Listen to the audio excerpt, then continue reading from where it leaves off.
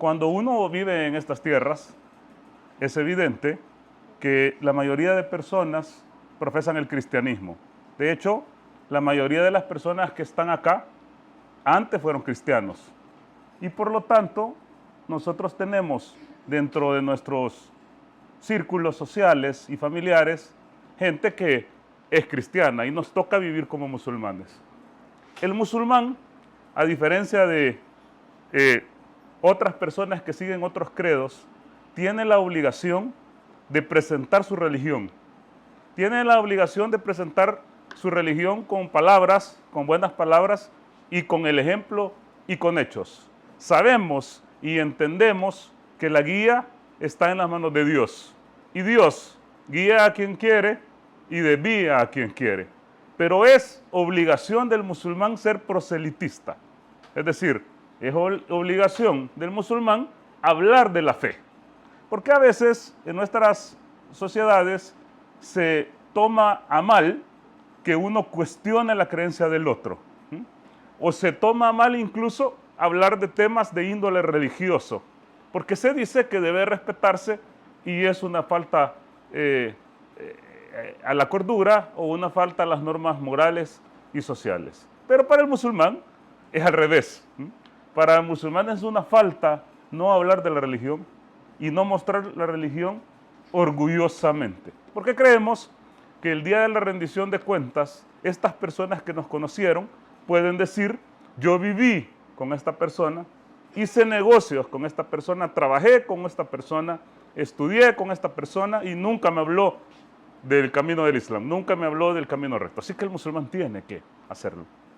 Pero resulta que últimamente, cuando uno presenta la religión islámica o presenta el Islam, y cuando uno lo hace con los cercanos, o lo hace ahora que está la facilidad de las redes sociales, hay un ataque personal a la persona del profeta Muhammad, la paz y las bendiciones de Dios sean con él. O sea, el debate no se circunscribe a la teología de cada religión, sino un ataque ad hominem, es decir, un ataque a la persona del profeta.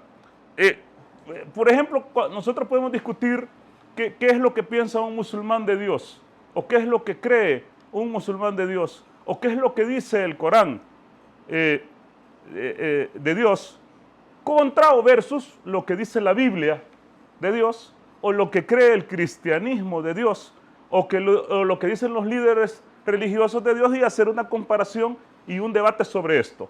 Pero cuando uno viene y presenta lo que el Islam habla, que es principalmente la unicidad absoluta de Dios, lo que recibimos del otro lado es un ataque hacia la persona del profeta. Ahora, el ataque es que el profeta era un pederasta o un pedófilo. Entonces, el ataque más recurrente ahora en las redes sociales, siempre que uno presenta algo, siempre sale un, especialmente protestante, porque son especialmente los protestantes los que hacen esto, los católicos, es una estadística, respetan un poco más, pero el protestante viene y empieza a atacar, es que el profeta es pedófilo, se casó con una niña de 6 años, le gustaban las niñas. Entonces el debate no es la teología, sino que es esta situación o esta parte del profeta Muhammad, la paz y las bendiciones de Dios sean con él. Pero esto no es nuevo. Todas las creencias anteriores trastocadas atacan al profeta posterior. Es decir, es lo mismo que pasaba con Jesús, la paz sea con él. Cuando los judíos escucharon a Jesús, lo criticaban, empezaron a criticarlo a él. Como no podían debatir, las palabras de lo que Jesús enseñaba o la teología de Jesús, entonces se centraban en la persona de Jesús. Y eso, por ejemplo, lo vemos atestiguado no solamente en los judíos posteriores a Jesús o a los paganos posteriores a la vida de Jesús, sino que incluso cuando Jesús caminaba sobre la tierra. El ataque era personal. De hecho, cuando nosotros nos vamos al Evangelio, por ejemplo, en Mateo, capítulo 11, versículo 19, Jesús se queja y dice, vino el Hijo del Hombre, o sea, se refería a él mismo, porque cuando él se refería a sí mismo, decía, el Hijo del Hombre, o Barnás, en arameo, él hablaba arameo, el Hijo del Hombre, Barnás. que come y bebe. Y dicen, ese es un glotón y un borracho. Ese es un glotón y un borracho, amigo de recaudadores de impuestos, de prostitutas y de pecadores. Entonces Jesús se queja que en lugar de debatir la parte teológica que él presentaba, lo que hacían era criticarlo a él diciéndole que era un borracho, imagínense, borracho, glotón y amigo de pecadores. Y resulta que posteriormente en los escritos judíos posteriores, por ejemplo el Talmud, que es donde está, le decía yo, el Midrash y la Gemara, se habla de manera peyorativa de la persona de Jesús, de manera cruel y extrema.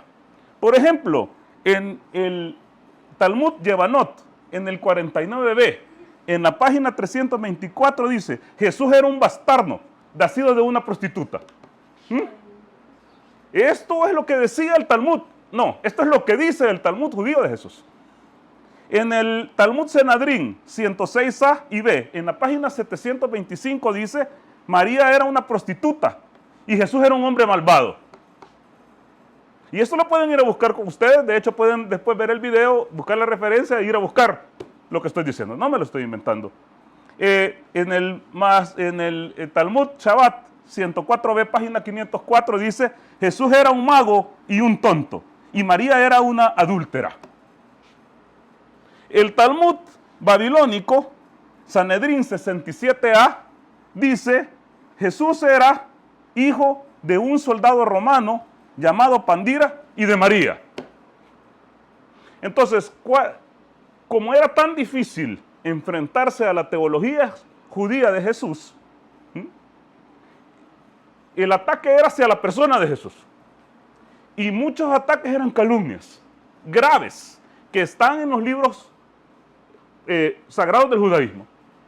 Y resulta que con el profeta Muhammad, la paz sea con él, moderno, porque este es un ataque moderno, cuando yo estaba más joven, el ataque no era que el profeta Muhammad era pedófilo, sino que el ataque era que los musulmanes eran terroristas. Los musulmanes eran terroristas, malvados y matan a los cristianos. Este era el ataque de hace 15 años. Ahora el ataque es esto, se centra en esto, en la vida privada del profeta Muhammad, la paz sea con él, entrando al tema del casamiento del profeta Muhammad con Aisha, Alá esté complacida con ella. Ahora, la primera cosa que tenemos que entender, que sí es importante, es que es bien difícil juzgar el pensamiento del mundo antiguo con la mentalidad del mundo moderno. Igual que sería difícil juzgar el mundo moderno con el pensamiento del mundo antiguo. Entonces hay que entender que en la antigüedad la perspectiva del matrimonio y de la edad idónea para casarse de la mujer y del hombre era totalmente diferente a la perspectiva del casamiento de la modernidad. Había una cosa abismal. Ahora no se acepta, por ejemplo, o se ve mal que un hombre mayor, y no estoy hablando de un anciano, estoy hablando de un hombre mayor, se case con una jovencita. Eso socialmente es mal visto, pero en la modernidad, sin hacer ningún juicio de valor, porque no estoy haciendo ningún juicio de valor, que es lo que prefiero yo, no estoy diciendo, lo que estoy diciendo es que si hacemos una comparación entre la antigüedad y la modernidad hay un abismo de diferencia en esta perspectiva. Y no solamente con el Islam, sino que también en el cristianismo, y también en el judaísmo, y también en las sociedades occidentales. Por ejemplo, el Talmud, hablando del judaísmo, para avanzar cronológicamente, el Talmud Pesajim 113a dice, casen a sus hijos tan pronto como la mujer tenga la menstruación. Casen a sus hijos tan pronto como cuando la mujer alcance su menstruación, incluso a sus esclavos. Es decir, la mujer estaba preparada para casarse desde el punto de vista del Talmud, no por su edad, sino que cuando viniera la menstruación. Es decir, si la menstruación venía a los 10 años, a los 9 años, a los 12 años, y estaba preparada para casarse. Y el Talmud les dice que había que casarse en el momento que la mujer o que la niña ya entraba al periodo de madurez cuando alcanzaba la menstruación. En el Talmud Sanedrín 55b dice lo siguiente textualmente, y ustedes lo pueden ir a ver. Dice, se puede contraer matrimonio con una niña de 3 años y un día. Oigan esto, se puede contraer matrimonio con una niña de 3 años y un día. Si su marido fallece, su hermano debe cohabitar con ella y pasará a ser su posesión. De 3 años, un día. En la Enciclopedia Católica, hablando ya del cristianismo, Enciclopedia Católica, volumen 8, página 505, dice, los sacerdotes anunciaban a través de Judea que deseaban encontrar en Judá un hombre respetable para casar a María,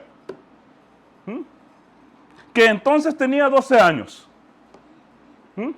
José, que en aquel entonces tenía 90 años, Enciclopedia Católica, volumen 8, página 505, que en ese momento tenía 90 años, fue a Jerusalén entre los candidatos. Es decir, José tenía más de 90 años, o sea, era un anciano, y María tenía 12 años. Quiere decir que en el judaísmo, según la perspectiva de la Enciclopedia Católica, en el judaísmo era permitido que una niña se casara con cualquier hombre, independientemente de la edad. Porque de hecho un hombre mayor era más respetado que un hombre menor. Y entre más virtuosa era la familia de la niña, más respetado querían que fuera el marido. Entonces, entre mayor fuera el marido, mejor. Y este era el ambiente del tiempo de Jesús. Si nos vamos a los relatos históricos, a los anales históricos judíos, las niñas estaban preparadas para casarse a los 12 años. No vemos nunca a Jesús en el siglo I, en ninguno de los evangelios, criticando esta práctica. Nunca, jamás. Jesús viene y dice, eso está prohibido. La mujer se tiene que casar a los 19 o hasta que termine su carrera universitaria. Bueno, todavía no existían las universidades. De hecho, la esperanza de vida de la mujer promedio era de 25 años. Entonces, algunas mujeres que ahora se casan a los 25 años estarían ya vencidas. Pero evidentemente las cosas cambian. Era 25 años, la niña de 12 años tenía que empezar. ¿A mí me gusta eso? No. Pero tengo que abrir la mente y decir cómo era la historia en ese evangelio, en ese tiempo. En el protoevangelio de Santiago, que es un evangelio apócrifo muy respetado en el cristianismo, de donde se saca mucha información, incluyendo el nombre de Joaquín, el padre de María, incluyendo Ana, el nombre de Ana, la mamá de María, que no están en los evangelios canónicos. Dice lo siguiente en el capítulo 9, versículo 2. Dice, mas José se negaba a ello al casarse con María, diciendo, yo soy viejo, ya sabemos que tenía 90 años, y tengo muchos hijos, al paso que ella es una niña. No quisiera servir de irrisión o de burla a los hijos de Israel. El cristianismo permitía ese tipo de matrimonios y también el judaísmo. Ahora, ¿alguien puede creer que yo estoy aquí tratando de justificar el hecho de que el profeta Muhammad se casó con una niña de 6 años? Pero yo no estoy tratando de justificar nada. Yo lo que estoy hablando es de la perspectiva histórica y cómo la gente en ese momento tenía una mentalidad diferente a la mentalidad que tenemos ahora en la modernidad. Y no solamente en el cristianismo, y no solamente en la Edad Antigua, y no solamente en la Edad Media, porque muchos emperadores cristianos, llámese católicos y protestantes, se casaron con niñas, incluso niñas de 10 y 11 años. Pero no me voy a ir tan atrás. Por ejemplo, en Escocia, la edad para las chicas para casarse era de 12 años y no hacía falta el consentimiento de los padres hasta 1929. En América, incluso hoy, ahorita, en este momento, el matrimonio de Aisha con el profeta Muhammad, si Aisha tenía 10, 12, 14, 16 años, hubiera sido permitido según las leyes americanas en varios estados americanos. Por ejemplo, en New Hampshire, la edad legal para casarse es de 13 años con el consentimiento. Ahorita, en New Hampshire, 13 años si tiene el consentimiento de los padres. En Massachusetts, de 12 años con el consentimiento de los padres. En Mississippi no hay edad mínima si hay consentimiento de los padres. En California no hay edad mínima sin el consentimiento de los padres. De hecho, más de 200,000 matrimonios infantiles en América se han dado en los últimos 5 años. Entonces, la perspectiva de la edad idónea para casarse es relativa para el tiempo y para el lugar. Ahora vamos al punto fundamental, que es el punto de Aisha, que Alá esté complacido con ella. ¿Se casó en realidad cuando tenía 6 años o no? La primera cosa que tengo que decir es que a los árabes no llevan cuenta de la edad. O sea, les cuesta, no es como nosotros que celebramos los cumpleaños y bla, bla, bla, y que cuántos años llevas y que las mujeres se quitan la edad y todo eso. Eso en el mundo árabe, y peor en el mundo árabe antiguo, y no solamente en el mundo árabe antiguo, sino que en el africano, la perspectiva era diferente con la edad. Era intrascendente. Por ejemplo, aquí creo que tengo un video.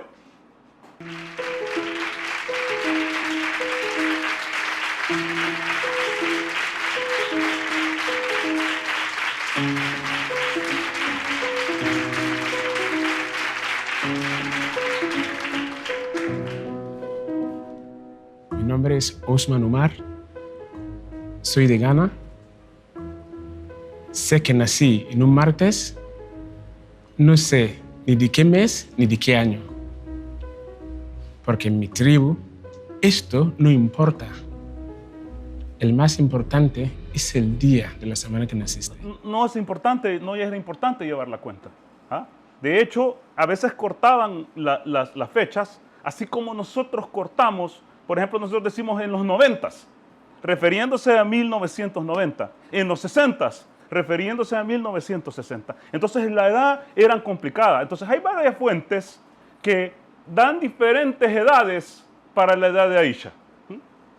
Lo que pasa es que los hadices de Bukhari, por ejemplo, son muy respetados, aunque fueron recopilados 300 años después. Son muy respetados. Y Bukhari dice que Aisha tenía 6 años cuando el profeta se comprometió con ella y se casó cuando tenía 9. Pero ¿cuál es la cuestión de esto? Si hacemos algunos cálculos, esta situación no pega.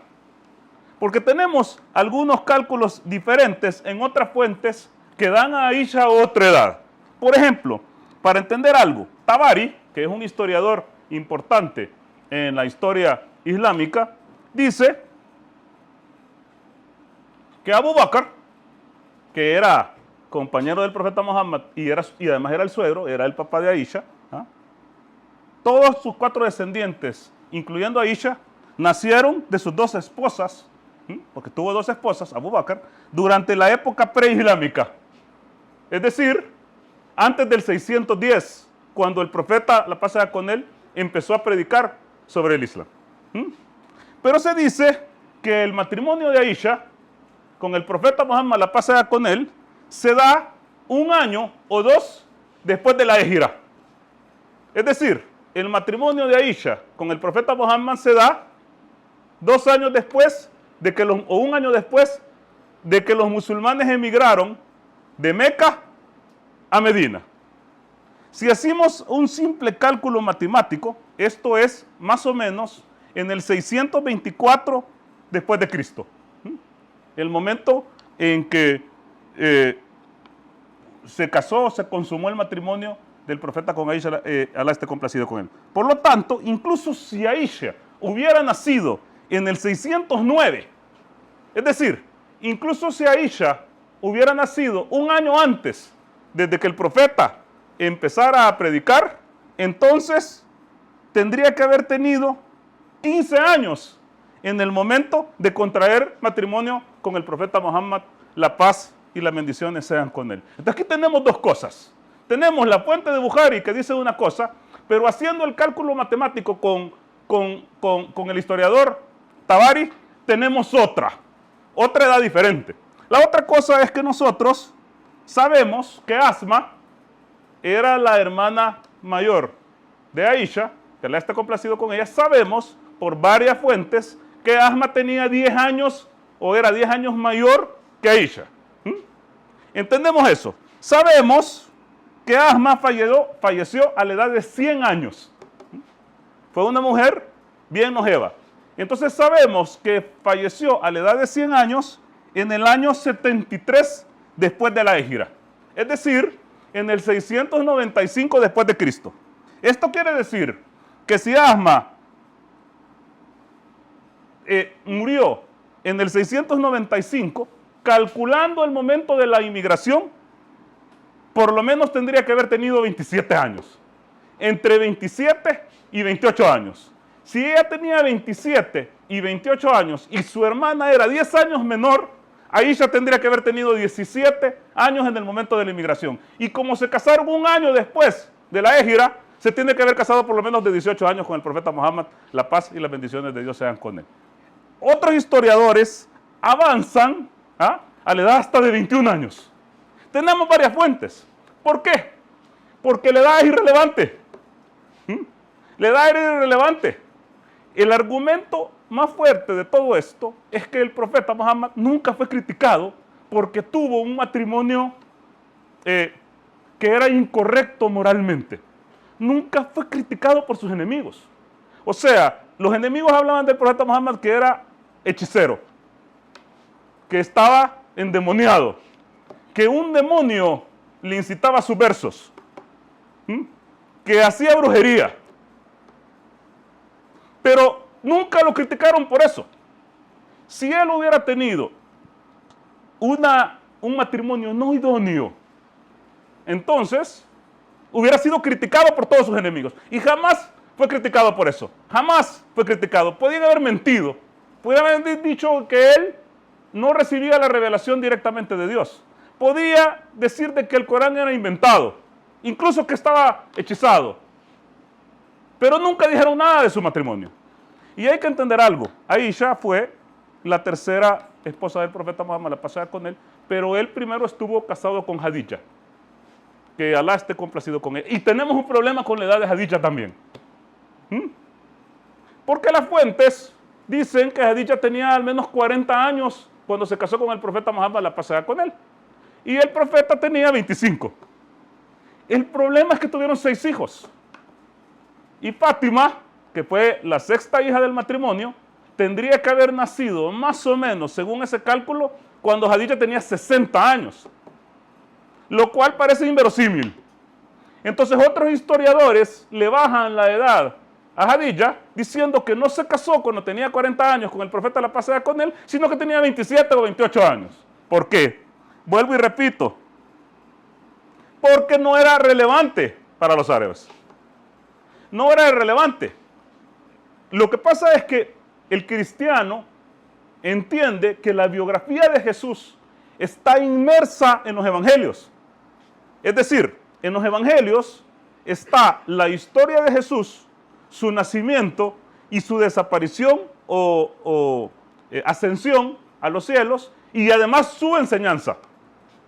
En los evangelios está la biografía del profeta Jesús y la enseñanza revuelta, además del pensamiento teológico de cada escritor. Pero en el Sagrado Corán no aparece la biografía del profeta Muhammad. En el Sagrado Corán no aparece que el profeta se casó con Aisha cuando Aisha tenía X años. No aparece cuando se murió Hadija. No aparece cuántos años tenía Hadija cuando la conoció. No aparece qué es lo que le gustaba comer al profeta. Porque el Corán no es la biografía de Muhammad, la pasada con él. El Corán es la revelación de Dios hacia el hombre, y la revelación de Dios hacia el hombre contiene historias de profetas anteriores, como ejemplo, porque la vida del profeta se estaba dando en ese momento y en ese curso, y además de eso, mandamientos, leyes y lineamientos para que el creyente tuviera una mejor vida. Por lo tanto, las fuentes de la biografía del profeta son extracoránicas. Y las cadenas de transmisión hacían mucho énfasis en los hechos puntuales del profeta Muhammad y en los dichos y las palabras puntuales del profeta Muhammad, pero la edad o los años era una cosa irrelevante. Por eso es que hay discrepancias.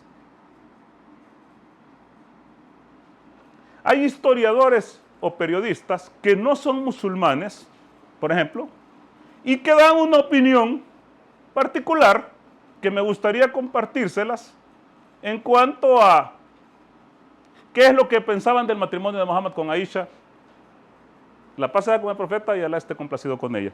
Por ejemplo, Miriam François dice lo siguiente, y lo dice en una columna del Guardián, que es un periódico importante en Inglaterra, y dice: la fecha del nacimiento de Aisha y por tanto la fecha de su matrimonio no pueden asignarse con ninguna certeza, después de haber visto todas las fuentes. Alguien que no es musulmana. Y por ejemplo, Denise Spielberg, que es una historiadora estadounidense, no musulmana, de hecho atea, dice: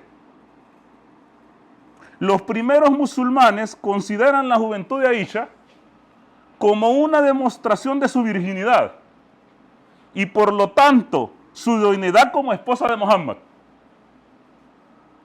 Esta cuestión de la virginidad era de gran importancia para aquellos que apoyaban la posición de Aisha en el debate de la sucesión de Muhammad. Entonces la teoría de ella es que algunos bajaron la edad de Aisha para asegurar su virginidad, eso es lo que dice esta mujer, para darle más posición en el debate de la sucesión del profeta Muhammad, que todos sabemos que después de la muerte del profeta Muhammad, después de un tiempo hubo complicaciones con su sucesión. Lo que es importante para mí es que Muhammad nunca fue criticado por eso. Lo que es importante para mí es que Aisha tuvo un matrimonio feliz con el profeta Muhammad. El profeta Muhammad tenía 53 años y Aisha puede haber tenido 14, 15, 17, 18, 21. Evidentemente, él era mayor que ella. Todas las demás esposas de él eran viudas o divorciadas, que ya tenían hijos de otros hombres, que él las acogió para ayudarles. Si él hubiera sido un hombre tendiente al placer, tal vez como Salomón, según la Biblia, que tuvo 700 esposas y 300 concubinas de todas las edades, él tenía el poder absoluto de la península arábiga, hubiera tenido todas las manzanas que hubiera querido. Si él en realidad hubiera tenido un comportamiento no correcto en la parte sexual, hubiera sido como muchos pastores y curas, que esos sí son pedófilos. De hecho es endémico eso en el mundo.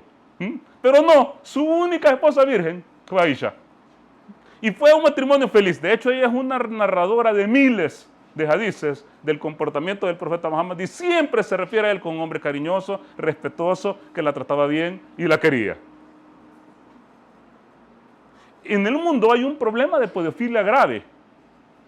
Y pedofilia en el sentido del abuso de los niños. No solamente de las niñas, sino que también de los niños de los líderes religiosos. Tanto en la Iglesia Católica, que no tengo por qué profundizar demasiado en eso, porque eso es conocido por todo el mundo, pero también en la Iglesia Evangélica. Basta poner en el Google pastores violadores y les van a salir algunos ejemplos.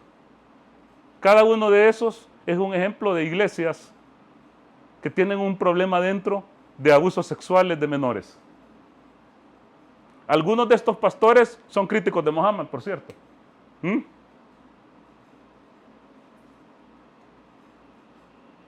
Ustedes se pueden dar el tiempo y poner pastores violadores o violación en las iglesias protestantes y se van a dar cuenta que eso está explotado. De hecho, hay ahorita un escándalo en Estados Unidos, en la principal iglesia protestante de Estados Unidos, que es la iglesia de la Convención Bautista del Sur. Esa es la iglesia más importante, protestante y más grande, con más de 4,000 iglesias en Estados Unidos. Y dice que se ha visto por un escándalo sexual donde más de 400 pastores, voluntarios y ayudantes han violado a cientos de niños. Y me imagino que varios de estos pastores en el púlpito han criticado al profeta Muhammad, la pasada con él, y su matrimonio con Aisha. Si nosotros en realidad vamos a criticar esto y vamos a combatir el abuso de los niños, el abuso sexual en las iglesias, creo que los protestantes y los católicos tienen demasiada tela que cortar. Y tienen que lavar demasiada ropa sucia. En lugar de estar criticando a un hombre grande como el profeta Muhammad, la paz sea con él, que muchos historiadores lo ponen como el hombre más influyente y más exitoso de la historia. Su religión y su mensaje llegó desde la Indochina hasta España. El mensaje único de la unicidad absoluta de Dios. Y de someterse completamente a Él. De alejarse de la fornicación, del adulterio, de hacerse cargo de los hijos, de ser trabajadores, de ser rectos, de decir la verdad, de que la salvación estaba conectada a las obras, estaba conectada al esfuerzo y al mérito, y que no era un regalo gratis, que solo bastaba para decir unas palabras para entrar al cielo, que había que defender al oprimido, que había que ser valiente, que había que decir la verdad, que había que cumplir los compromisos. Ese hombre no merece como lo atacan a su persona, porque es un hombre íntegro. Me gustaría que el debate se centrara en las cosas teológicas que no se pueden defender, porque cosas como la Trinidad, la salvación por gracia y la dispensación son imposibles de debatir bajo la lógica y la coherencia, y no queda más que criticar con falacias ad hominem a un gran hombre como el profeta Muhammad, un hombre maravilloso, que nosotros lo amamos, pero basta solamente conocer su ejemplo para por lo menos sentir admiración por él. Muchas gracias. Assalamu alaikum wa rahmatullahi wa barakatuh.